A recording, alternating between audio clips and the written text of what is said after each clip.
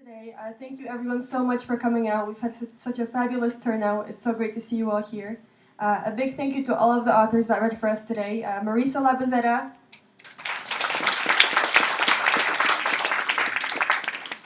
Mueller,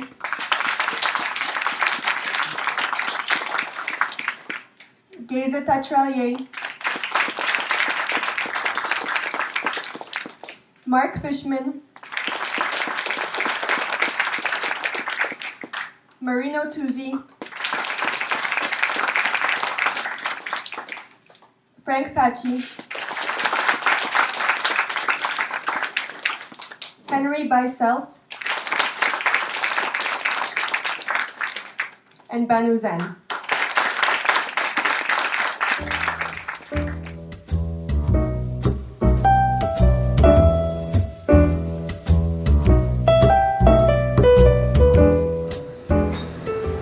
In coincidences, Dad.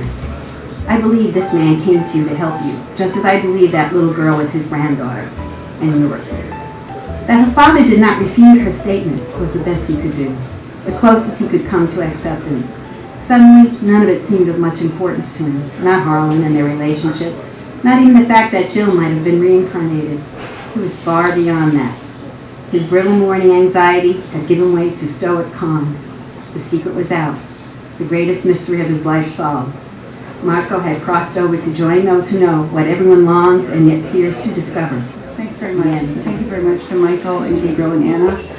Really appreciate all of their efforts. It's a great springlet. And thank you for coming out today. Knowing is an ever-changing blue, tepid and mercurial, as faithless as the early heavens, as the vapors that scrape overhead the dazzling whiteness, haze, and confusion. Or a sapphire glow at dusk, the knowing entirely palpable, and everything, since nothing is hidden from the sky, says, don't let on it's fraudulent, but without malice. Speak up, boys. Okay. The Expo Affair is actually my second memoir. The first one, which under reference, was For the Children, which is the story of my family's escape from Hungary in 1956 and immigration to Canada. And there will be a third one in this trilogy of memoirs about Cold War escape stories. Sorry, I should have done that. Is that better? This book of essay on the novels of Nino Ricci covers the novels that Nino Ricci has written from his first novel, Lives of the Saints, in 1990, to his current book, Sleep, which has gained favorable reviews since its publication in the fall of 2015.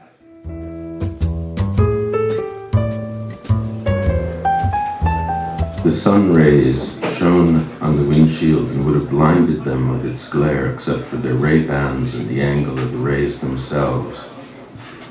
It was a persistent sun that didn't seem to have changed much since they were hiding behind the big boulder with the neighing horse standing not 10 feet away from them.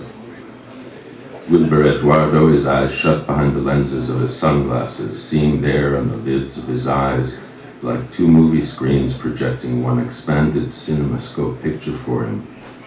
A small village on a mountain full of snakes and iguanas, where a man learned all the things a man has to learn to survive.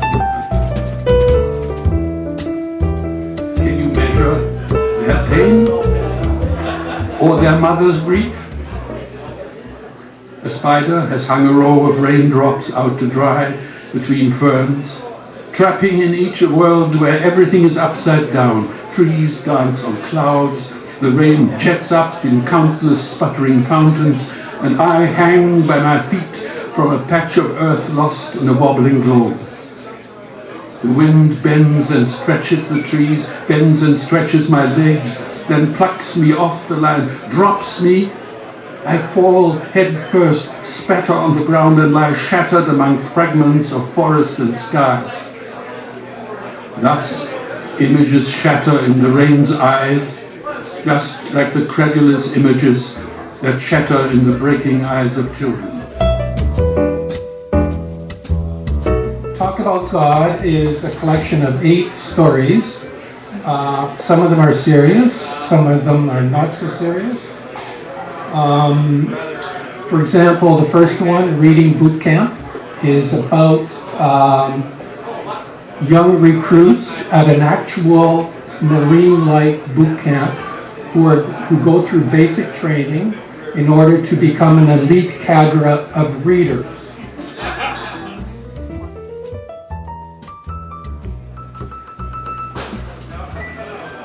These days, my mother is more like me.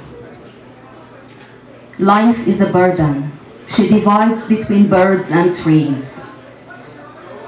Having left all of her to me, she is the core I'm escaping from.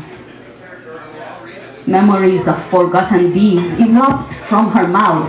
She is love, and love does not reason, but fights with such fire she doesn't realize it's love she's fighting with. Mother, here's your gift of earthquakes, the lava of life.